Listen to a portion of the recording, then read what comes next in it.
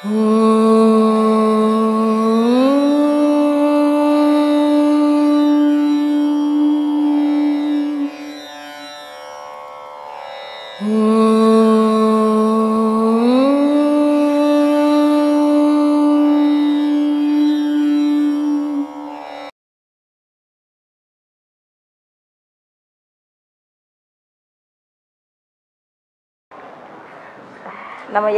இரவில் தூங்கும்போது நம்ம ஆன்மா வெளி உலகுக்கு சென்று பல விஷயங்களை நம்மளும் கொண்டு சேர்க்கும் என்கிறார்களே, அது உண்மையா? ஆன்மா போய் சேராது.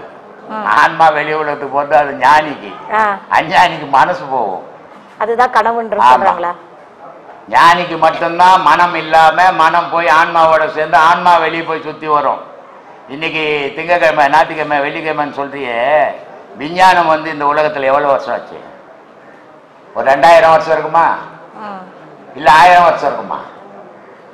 ஆனா இந்த 2000 வருஷத்துக்கு முன்ன எத்தனை கிரகங்கள் இருக்குது, அந்த கோள்களுடைய நிலை என்ன, அதனுடைய செயல்பாடுகள் என்ன, அது என்ன நிறம் அப்படின்னு திங்கள், செவ்வாய், புதன், வேள்னு எழுதி வச்சுட்டான். இது யாரு எழுதணும்? நீ நான் எழுத முடியும்? ஏன்னா ஆன்மாவும் தூங்க நேரத்துலேயே தூங்கி கிடக்கும் 3 நாளைக்கு. மகானுடைய ஆன்மா போய் இப்போ ஒரு 10-15 வருஷத்துக்கு முன்ன போட்டான் செவ்வாய் கிரகத்தினுடைய போட்டோ தந்தி பேப்பர்ல சகப்பா இருக்குதுன்னு. இவன் இப்பதான் கண்டுபிடிச்சான், 10 வருஷத்துக்கு முன்னதான். அவன் பல கோடி வருஷத்துக்கு முன்னே கண்டுபிடிச்சி வானசாஸ்திரம்னு எழுதி வச்சான்.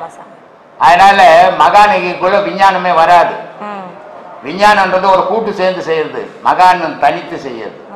அவங்க சொன்னதுல எல்லா பொய்யும் வராது. விஞ்ஞானத்துல 1000 பொய் வரும். ஏன் பொய் வரும்? விஞ்ஞானத்துல பொய் வராதான்னா வரும், நிச்சயமா வரும். கொஞ்ச நாளுக்கு முன்ன உலகத்துக்கு ஒரு சூரியன், இப்போ ஒரு குடும்பம் இருக்குதுன்றான். அப்ப பொய் தானே அப்ப சொன்னது. சந்திரன் ஒரு சந்திரன், இப்ப சொன்னா 100 சந்திரன் இருக்குதுன்றான். அப்போ அப்ப சொன்னதே நம்ம நான் ஜனம், இப்ப சொல்றதே நம்புவான். ஏன்னா விஞ்ஞானம் கையளவு, மெஞ்ஞானம் கடல் அளவு. மெஞ்ஞானி வந்து உலகத்தையே சுத்திட்டு 1000 சூரியன் இருக்கிறான்றான்.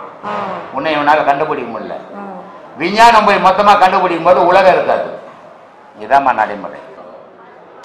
ஒரு சாரார மட்டும் எப்பவுமே குறை சொல்லக்கூடாது, தான் செய்த தவறையும் யோசிக்கணும். பிள்ளைங்க கிட்ட மனசுல தாய் தகப்பன்ற பாசத்தை எப்போது வளர்த்தீங்களா? பணத்தை தானே வளர்த்தீங்க. அப்புறம் அதுங்களுக்கு எப்படி பாசம் வரும்? நீங்க சம்பாதிக்கிற வரைக்கும் சம்பாதிச்சு முடிஞ்ச உடனே அதுக்கு எத்தனை எங்கன்னா சேர்த்துங்க தொல்லையாகுதுன்ட்டு. புள்ள நல்ல அறிவோடு வளரணும், நல்ல ஆற்றலோடு இருக்கணும். நான் நினைச்சுங்க பெரிய பணக்காரன் ஆகணும், பெரிய டாக்டர் ஆகணும், பெரிய ஜட்ஜி ஆகணும், இல்லை படிக்க வைக்கிறீங்க. அப்ப அதுக்கேற்ற மட்டமா போவோம். இது எப்படி தவறு நீ பிள்ளைங்க மேல மட்டும் சொல்ல முடியும்? தாய் தகப்பனும் சேர்ந்து தான் தவறு பண்றான். எல்லாரும் ஒரு சைடு பேசுவாங்க, நான் அப்படி பேச மாட்டேன். எது யாரு இருந்தாலும் நியாயம் தான் நியாயம் பேசிடுவேன். அதை மற்ற எடுத்துக்கிறானோ எடுத்துக்கல, அதை பத்தி கவலைப்படுறதே கிடையாது. இன்னைக்கு அனாத ஆசிரமத்தில் சேர்க்கிற ஒரு காலத்துல 10 பிள்ளைங்களை வச்சுன்னு ஒரே குடும்பத்துல காப்பாத்தினாங்க இல்லையா? அந்த 10 அந்த தாய் தகப்பன் உட்கார்ந்தா ஏந்த தூக்கின்னு தெரிஞ்சான். காரணம் என்ன? பாசத்தை ஊட்டி வளர்த்தான். ஆனா இன்னைக்கு என்ன செய்றீங்க? பணத்தை ஊட்டி வளர்க்குறீங்க. பாசம் எங்க இருக்கும் அதுங்களுக்கு?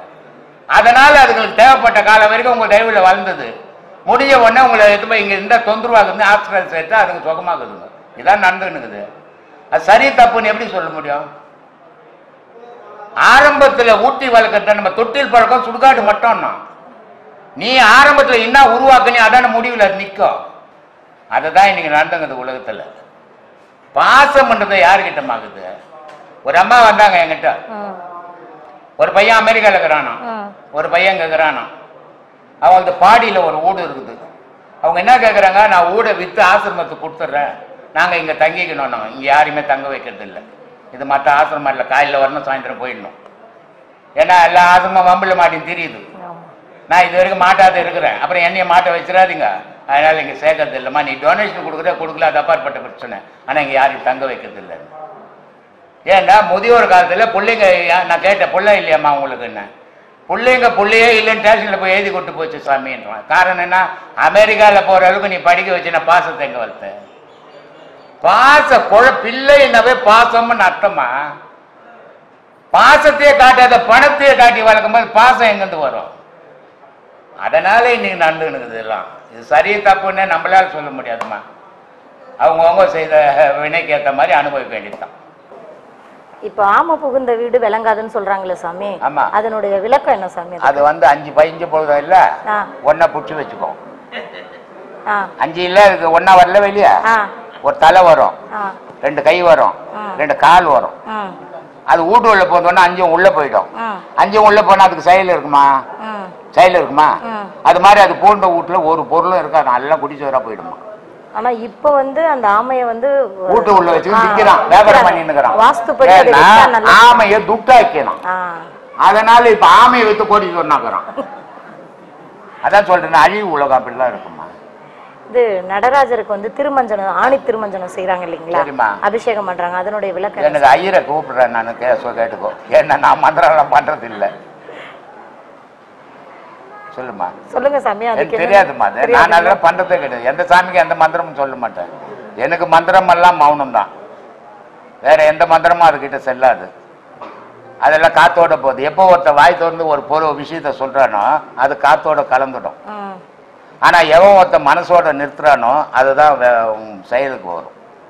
அதனால தான் நான் சொல்றது, காலையிலேருந்து சாயந்தரம் வரைக்கும் ஐயர் மந்திரம் சொல்றாரு. ஓ சாமி கிட்டோம். எந்த சாமியாவது எந்த ஐயரோ ஞானி ஆகிக்கிறாரா? ஆகிக்கிறாரா? இல்ல.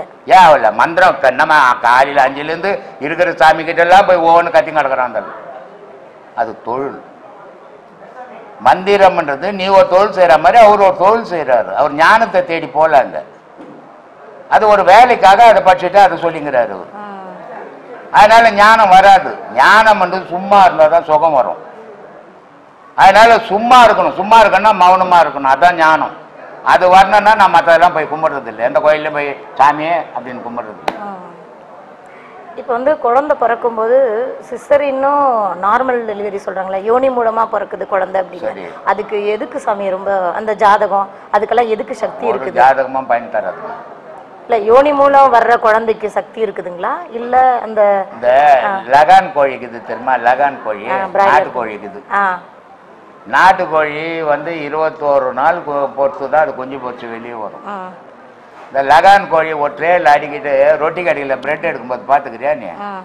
ஒரு ட்ரே இருக்கும் அப்படி, அதில் ஒரு இது மாதிரி மத்து மாதிரி தொடப்பு துடுப்பு மாதிரி வச்சிருப்பான். உள்ளோண்டு ஹோல்ஸ் தான் இருக்கும் அடுப்பு, அது உள்ள நெருப்போடு கொளுத்தி அதில் எடுத்துட்டு இருப்போம். அதில் அனல் இருக்கும். அதில் அந்த ரொட்டி கடையில் விட்டுருவோம். அத்தை விட்டான்னா ஒரு அதை மூடிட்டு எடுத்துட்டோம்னா எல்லாம் வெந்து போயிருக்கும். அது மாதிரி முட்டையெல்லாம் ஆடிக்கிட்டு ட்ரேல விட்டுட்டு ஒரு போட்டு கொய்ன்னு குஞ்சுங்க வருது. ஆனா ஒரு சின்ன கல்லெத்து போட்டு செத்து போடும். நாட்டுக்கோழி மேலே இவ்வளவு பேர் கல்லெத்து போட்டு பக்கத்து வீட்டு போய் நின்று போடும். அப்போ அதுக்கு உயிர் உறுதி, இதுக்கு உயிர் மெத்தமான உயிர். மனுஷங்கார கூட அப்படிதான் போது குழந்தை வந்து தலை வழியா வருதும் கால் வழியா வருதுன்னு சொல்றாங்களே, அது அவங்கவுங்க செயலை பொறுத்துக்குதுமா. அது அவங்கவுங்க செயலை பொறுத்துக்குது. அம்மா சும்மா இருக்க மாட்டா, அம்மா சும்மா இருந்தாலும் அப்பன் சும்மா இருக்க மாட்டான். பொம்பளைய சும்மா உட்காந்துங்கிற பொம்பளை இழுத்து போட்டு 4 அடி அடிப்பான். இப்படி அப்படி பரட்டும் போது அது பரண்டு போடும். இது எல்லாமா ஞானத்துக்கு தேவை. நம்ம பேசிக்கணும். டாக்டர் கிட்ட ஆஸ்பத்திரியில நர்ஸ் பேச வேண்டியது. இதை வச்சுதான் ஜாதகமே எழுதுறாங்க. ஜாதகம் நான் பாக்கிறதே கிடையாதும்மா. நீங்க பாக்கல? ஆமா, இப்போ பொண்ணு வீட்டு பையன் வீட்டுல எல்லாம் கொடுக்கும்போது அது அவங்க பாக்கட்டும், நமக்கு வேணாம் அந்த வேலை. நம்ம எதை வச்சு இப்ப ஒரு பொண்ணு இப்ப ஜாதகம் பார்த்து எத்தனை பொண்ணு எல்லாம் கோர்ட்ல நிக்குது, என்ன பண்றது? ஜாதகாரனை பிடிச்சி போய் தண்டனை கொடுத்துருவானா? இப்ப இந்த காலத்துல ஜாதகமே பார்க்க வேண்டாம்னு சொல்றீங்க. மனசு ஒத்து போகணுமா? எந்த ஜாதகமும் ஒத்து வராது. தாய் தப்பம் ஒத்து பண்ணணும். மனசு எனக்கு ஒத்து போச்சுங்க, எனக்கு வாலிபம் வந்துச்சு இட்டுன்னு போயிட்டேன்னா நாளைக்கு ஒச்சு தத்தும் போது அம்மா வரமாட்டான் அப்பா வரமாட்டான். அப்பா அம்மா பார்த்து 2 வீட்டுக்கார் சேர்ந்து கல்யாணம் பண்ணா நாளைக்கு ஒரு கஷ்டம் ஒரு பிரச்சனை வந்தா 4 பேரும் வந்து நிப்பான். இல்லைன்னா திக்கு இல்லாத அனாதே சுத்துவேன் ரோட்ல. இன்னைக்கு அப்புறம் போய் வீட்டாண்ட போய் உட்காந்து நான் ஒன்னாவதுங்கிறேன்னா ஒரு ஒன்னாவது செல்லுபடி ஆகுது. இப்போ நம்ம என்ன சொன்னோம், கருவில் இருக்கிற குழந்தை எப்படி அழகாக பிறக்குதுன்னா அந்த அம்மா வந்து சந்தோஷமாக இருந்தாங்கன்னா, அந்த கருவுட்ட 10 மாதமோ சந்தோஷமாக வச்சுருந்தாங்கன்னா அந்த குழந்தைய நல்லா பிறக்கும். இப்போது ஒரு சிலர் வந்து சாவர காலத்தில் சாவர வரைக்கும் இழுத்து நிற்பாங்க, உடம்பு முடியாமல் இருந்திருப்பாங்க. ஆனால் அந்த நொடியில் அந்த ஒரு அரை மணி நேரம் 1 மணி நேரத்தில் பார்த்தோம்னா அவங்க 1000 வாட்ஸ் பல்ப் வச்ச மாதிரி அந்த முகம் பிரகாசமாகிடும். ஏன்னா அந்த உடம்பை விட்டு உயிர் பிரியும் போது மொத்த சக்தியும் எனர்ஜியும் ஒன்று சேர்த்து தான் வெளியே போகும். ஏன்னா உள்ளே வரும்போது என்ன ஆகுது, எல்லாம் பிரிஞ்சு தனித்தனியாக வேலை செஞ்சுக்கிறதுங்க இந்த உலகத்தில். ஆனால் போகும்போது என்ன பண்ணோம், எல்லாத்தையும் ஒன்று சேர்க்குது. அந்த ஒன்று சேர்க்குற டைமில் அது வரைக்கும் வராத பலம், அது வரைக்கும் வராத அந்த தேஜஸ் இந்த உடம்புல தானாக வரும். அப்போ அது வரைக்கும் சோர்ந்து போய் முடியாமல் பார்த்துருந்தவங்க கூட அந்த போக போகிற அந்த நொடியில் என்ன பண்ணுவாங்கன்னா பிரகாசமாகிடுவாங்க. முகம்லாம் பார்த்தோன்னா பளிச்சுன்னு இருக்கும். ஆஹா நல்லா ஆகிட்டாருப்பா அப்படின்னு வச்சுப்போம். ஆனால் அடுத்த நொடியே முடிஞ்சிடும் கதை. ஏன்னா அந்த சக்தியானது அந்த உள்ள ஃபுல் எனர்ஜியும் வெளியே போகிறதுக்கு தயாராகுது. அப்போ ஒன்று சேரும்போது இந்த உடம்புக்கு ஒரு தேஜஸ் வந்துடும் ஒன்று சேரும்போது. புரியுதுங்களா? அப்போது இது வந்து சாவ போகிறவங்களுக்கு இப்படி இருக்கு. சில மனைவிகளும் கூட இருக்கும், வீட்டுக்காரர் சாவ போகிறாருன்னா அது வரைக்கும் டல்லாக இருந்தவங்க கூட சில டைம் என்ன பண்ணுவாங்கன்னா அப்படியே மங்களமாக இருக்காங்க. அதை ஒரு சில பெரியவங்க கண்டுபிடிச்சிருவாங்க. வழக்கத்துக்கு மாற அந்த முகம் மாறும்போது ஏதோ தப்பு நடக்க போகுது, ஏன்னா வீட்டுக்காரர் உடம்பு சரியில்லாமக்கிறாரு. அப்போ இந்த மாதிரி முகம் மாறும்போது கண்டுபிடிச்சிருவாங்க ஏதோ தப்பு விபரீதம் நடக்க போகுதுன்றதை கண்டுபிடிச்சிருவாங்க. அப்போது இந்த முகம்ன்றது பல விஷயங்களை காட்டக்கூடிய ஒரு கண்ணாடி. இது உள்ளது மட்டும் இல்லை, நடக்க போகிற சூழ்நிலை எல்லாத்தையுமே இந்த முகம் காட்டும். அதுக்கு பிறகு தான் அகத்தின் அழகு முகத்தில் தெரியும். சரிங்களா? இதில் இந்த முகத்துக்குள்ளே இவ்வளோ விஷயங்களை இறைவன் வச்சுருக்கான். ஏன்னா தொழில் செய்யறதெல்லாம் கீழே இருக்குது, அறிவுலாம் இங்கே மேலே தான் இருக்குது. அறிவு கருவிகள் சொல்லக்கூடிய இந்த ஐம்பொலனும் மேலே தான் இருக்குது. புரியுதுங்களா? அதுலேருந்து தான் ரிசீவர் வருது.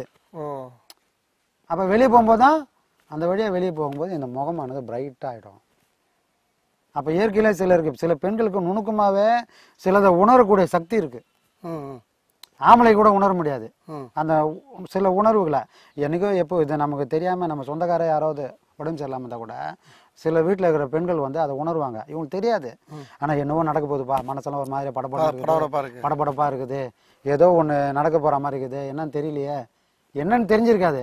ஆனால் நடந்ததுக்கப்புறம் உங்களுக்கு செய்தி வரும்போது தான் தெரியும், ஓ இதுக்காக தான் இப்படி இருக்கோ, என் வீட்டில் சொல்லியிருக்காயா அந்த மாதிரி ஆகும். ஏன்னா சில பெண்களால் நம்மளை சுற்றி இருக்கிற அந்த ஈர்ப்பு பாசம் இருக்கும், அந்த ரிசீவரானது அவங்களை ஈர்த்து வைக்கும். அந்த உணர்வு வந்து எல்லார் மேலேயும் பரவி இருக்கும். அப்போ எங்கே எது நடந்தாலும் ஒரு சில பெண்களால் அதை உணர முடியும். அதான் அந்த ஐயா வந்து சமாதி நிலை அடையிறதுக்கு முன்னாடியே இந்த கனடால ஒரு பெண்ணுக்கு போயிடுச்சு. ஆமா ஆமா ஆமா. அதாவது சமாதி வைக்கிறதுக்கு முன்னாடியே ஐயா வந்து அவங்க கனவுல, அதான் முன்னாள் நம்ம வந்து அவங்க இங்கே நம்ம 16ஆம் தேதி மறுநாள் செஞ்ச எல்லா விஷயமும் முன்னாலே அவங்களுக்கு காட்டி கொடுக்குறாரு. நாளைக்கு இது நடக்க போகுதுன்றத முன்னாலே நடந்த மாதிரியே காட்டி கொடுக்குறாரு. அப்போ 17ஆம் தேதி அவங்கள நம்மளை கான்டாக்ட் பண்ணுறாங்க. இந்த மாதிரி ஐயாவுக்கு வந்து இந்த மாதிரி நான் வந்ததுங்க கனவு, ஆனால் இது என்னன்னு தெரியல, எனக்கு பயமாகுதுன்னு கனவு பண்ணுறாங்க. நம்ம இங்கே இருந்ததுனால ஐயா சமாதி ஆனதுனால நம்மளால் ஃபோன் எடுக்க முடியல. அப்போ 2 நாள் கழிச்சு அவங்க ஃபோன் பண்ணி சொன்னாங்க, ஐயா நீங்கள் 17ஆம் தேதி தான் இது நடந்தது, ஆனால் எனக்கு 16ஆம் தேதி ஐயா வந்து இந்த கோலத்தை காமிச்சு கொடுத்தாரு. நான் இது வரைக்கும் ஐயாவோட சமாதிக்கே வந்ததில்லை, ஐயாவோட ஆசிரமம் வந்ததில்லை, ஐயாவை நேரடியாக கூட பார்த்ததில்லை. ஆனால் நீங்கள் சமாதியில் என்னென்னலாம் பண்ணீங்களோ அது மொத்தமும் எனக்கு முன்னாலே எனக்கு தெரிஞ்சிடுச்சு. இது என்ன அதிசயம் அப்படின்றாங்க. அந்த உணர்வு ஒரு சிலரால ஒருத்தரோட ஒருத்தர் லிங்க் பண்ண முடியும். அந்த மனசு ஒரே வேவ் லென்த்தா இருந்ததுன்னா ஒன்னோட ஒன்று ஜாயிண்ட் ஆகிடும். இப்போ சின்ன டவுட்டியா, இப்போ இதாவது என் சொந்த பந்தத்தில் என் வீட்டில் எல்லாத்துக்கும் நடக்கிறது என் வீட்டுக்கு மனைவிக்கு தெரியுது. ஆமாம். இப்போ ஐயா வந்து இங்கே 16ஆம் தேதி 17ஆம் தேதி சமாதி ஆக போகிறது. 16ஆம் தேதி எங்கேயோ நாடு கடந்து தாண்டி இருக்க ஒரு பெண்ணுக்கு போய் இது காமிச்சிருக்காரு. ஆமாம்.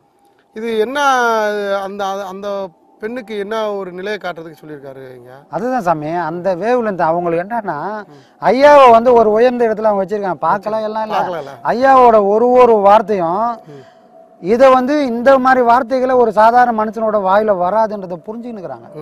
இதை சொல்லக்கூடிய ஒருத்தர் நிச்சயமா மிகப்பெரிய மகானா தான் இருக்கணும். இந்த கலியுகத்துல வந்த சிறந்த ஞானியால தான் இப்படி ஒரு விஷயத்த சர்வ சாதாரணமா சொல்ல முடியும் அப்படின்றத அவங்க புரிஞ்சதுனால முன்னாடியே அவர் வெளிப்படுத்திட்டார். ஒன்றும் இல்லை சாமி, எங்கள் மாமியாருக்கு வந்து கேன்சர் வந்துச்சு. அதாவது கர்ப்பப்பையில் கேன்சர் இருந்தது. அதை டாக்டருங்க வந்து அந்த கர்ப்பப்பையை வெட்டி எடுத்து இருந்தாங்கன்னா அந்த கேன்சர் கட்டி அப்படியே போயிட்டு இருக்கும். அவங்க என்ன பண்ணிட்டாங்க, கரண்ட்டில் கரைச்சிடலான்னு சொல்லி அதை அந்த இது வைப்பாங்க இல்லையா, லேசர் மாதிரி, அந்த சிகிச்சை பண்ண என்ன ஆச்சுன்னா இது வந்து பிளட்ல பறந்து கலந்துருச்சு. கர்ப்பப்பையும் எடுக்கல, ஆனால் இந்த கேன்சர் கட்டியானது என்னது கர்ப்பப்பையில் கலந்து கடைசியில் தலைக்கு போயிடுச்சு. கேன்சர் கட்டி. ஆமாம். இப்போ வந்து அது என்ன ஆச்சு, நாளடைவில் அது வந்து தலைக்கு போயிடுச்சு, மூளையை பாதிச்சிச்சு. அவங்க சில டைமில் என்ன பண்ணுவாங்க, சோர்நினைவோடு இருப்பாங்க. சில டைமில் வந்து அவங்களுக்கு என்ன பண்ணுறேன்னு அவங்களுக்கு தெரியாது. அப்போது எங்கள் மச்சான், அதாவது அந்த அம்மாவோட புள்ள, அவன் ஒரு ஆக்சிடெண்ட் ஆகிடுச்சு ஒரு 8 வருஷத்துக்கு முன்னாடி. ஒரு லாரி ஆக்சிடெண்ட்டில் லாரி வந்து டயர் இது மேலே ஏறி இந்த மோஷன் போகிற இடமும் யூரின் போகிற பையும் கட்டாகி போச்சு. அதுக்கப்புறம் ஒரு 8 வருஷத்துக்கு அப்புறம் அதை கொஞ்சம் கொஞ்சமாக சரி பண்ணி அதெல்லாம் சரி பண்ணிட்டாங்க. அப்புறம் என்ன ஆச்சு, கிட்னி ஃபெயிலியர் ஆகிடுச்சு, லிவர் இதுவாகிடுச்சு. அப்போ சீரியஸாக இருக்கிறான். அப்போது சீரியஸ் ஆகி வந்து நம்ம கேஎம்சியில் தான் வந்து சேர்த்தாங்க. அவங்க இருந்தது கடப்பால் ஆந்திராவில் இருந்தாங்க. அப்புறம் அங்கே வந்து வைத்தியம் சரியாக பண்ணலன்னு அப்புறம் இங்கே வந்து நம்ம மேற்பார்வையில் தான் பார்த்துருந்தோம். நம்ம வீட்டில் தான் தங்கி வைத்தியம் பண்ணிட்டு இருந்தோம். அவன் என்ன பண்ணான், முன்னாள் நைட்டு செத்துட்டான். எப்போ நைட்டு செத்துட்டான். ஆனால் எங்கள் மாமியாருக்கு தெரியாது, ஏன்னா அவங்க சுயநினைவு இல்லை, சுயநினைவு இல்லாமல் தான் இருக்கிறாங்க. அப்போ நான் வீட்டுக்கு வரேன், இவங்க எல்லாரும் எங்கள் வீட்டில் இருக்கிறவங்க எல்லாருமே ஹாஸ்பிட்டலில் இருக்கிறாங்க. நான் மட்டும் வீட்டுக்கு வந்துட்டேன், ஏன்னா இந்த அம்மா எப்படி இருக்கிறாங்க தெரியாது, யாருமே இல்லையே, பசங்க இருக்கிறாங்க, இந்த அம்மா இருக்கிறாங்க, சரி வீட்டில் யாரா இருக்கு நம்ம இருக்கணும், நான் வீட்டுக்கு வந்துட்டேன். அப்போ அவங்க சில டைம் நினைவு வரும்போது என்னை கேட்குறாங்க, என்ன நான் எப்படி இருக்காங்க அப்படின்றாங்க. ஒன்றும் இல்லை தான், நல்லா தான் இருக்கிறான், அவன் ட்ரீட்மெண்ட் போய் இருக்குது, நல்லா தான் இருக்கிறான் அப்படின்னாங்க. சரி கேட்டுட்டு என்ன பண்ணால் படுத்துட்டாங்க. படுத்துட்டு சரி நானும் என்ன பண்ணேன், இது எதுவுமே நடக்காத மாதிரி, அவன் சத்து தெரியாத மாதிரி நானும் கூட பக்கத்தில் தான் படுத்துட்டு இருக்கிறேன். இந்த அம்மா இப்படி படுத்துட்டு இருக்காங்க. திடீர்னு நைட்டில் ஏந்து ஒரு அழுகிற சத்தம் கேட்குது, தேம்பி தேம்பி அழுகுறாங்க. நான் துடிச்சு முடிச்சு ஏந்து உட்காந்து பார்க்குறேன், என்னத்த ஏன் அழுகுறீங்க அப்படின்னா, இல்லை மூர்த்தி செத்துட்டான் அப்படின்றாங்க. எப்போ சுயநினைவு இல்லாத ஒரு நிலையில கூட அங்கே அவன் செத்துட்டான்றதை இங்கே வந்து காட்டுறாங்க. அந்த உணர்வு, அந்த தாயோட பந்தம், இது வந்து பெண்கள் ஆணோட பெண்களுக்கு வந்து இந்த உணர்வு ரீதியாக எல்லாரோட அட்டாச்மெண்ட் அதிகம். இது வார்த்தையால் விவரிக்க முடியாது. இது யாருன்னா சொல்ல முடியுமா? ஒரு நல்லா ஒரு வேஜி எப்படி நடக்கிற விஷயங்களை அனுமானிச்சு புத்தி சொல்லிக்கலாம். ஆனால் சில டைம் புத்தி சுயநினைவு வரும், பல டைம் சுயநினைவு இல்லாமல் இருக்கிற ஒரு அம்மா ஏந்து உட்காந்து நடுராத்தில் அழுகுறாங்க, இல்லை செத்துட்டான் எனக்கு தெரியுது அப்படின்றாங்க. அப்போ எவ்வளோ பெரிய விஷயங்கள் இது. அதுதான் அந்த நுண்ணு உணர்வானது பரவி இருக்குது சாமி. அதுதான் இந்த உலகன்றது உணர்வுல தான் இருக்குது. அந்த பாசத்தில் தான் கட்டி வச்சுக்கிறான் அந்த இறைவன் இந்த உலகத்தை. அதுக்கு தான் எல்லாரும் சேர்ந்து வாழுங்கன்னு சொல்றது காரணமே அதுதான். சரிங்களா? இந்த மாதிரி இருக்கிற விஷயங்கள் இதெல்லாம் ஒரு அமானுஷம் மாதிரி, இதை அனுபவிக்கும் போது தான் தெரியும். இதெல்லாம் வந்து பார்த்தோன்னா இதெல்லாம் ஒரு மிராக்கிள் மாதிரி தான் சொல்ல முடியும், எப்படி நடந்து விவரிக்கவே முடியாது. அந்த மாதிரி விஷயங்கள் இந்த உலகத்தில் ஏறக்குறைய எவ்வளோ விஷயங்கள் நடந்திருக்கு, நாமளும் பார்த்துன்னு தான் வரோம். அப்போ மனமான சுத்தமாக இருந்தால் நம்ம அறிவுக்கும் எட்டும், அறிவுக்கு எட்டின விஷயம் இந்த முகத்தும் காட்டி கொடுக்கும். சரிங்களா? அது முகத்தில் தெரியும். நன்றி சார். ஆத்மா சார்.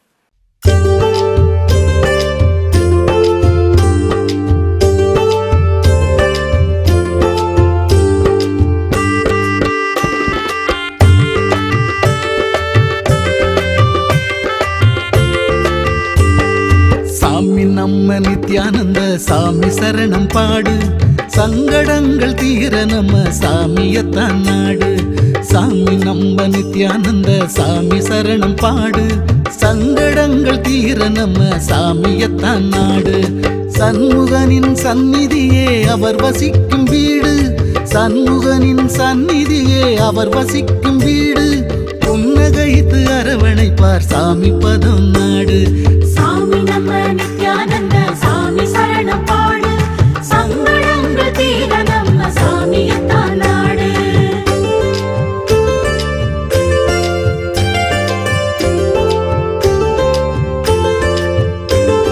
புனித ஸ்தலம் ஆயிரந்தாம் பூமியிலே உண்டு, போலி வாக்க வந்து விட்டா எல்லா பலனும் உண்டு.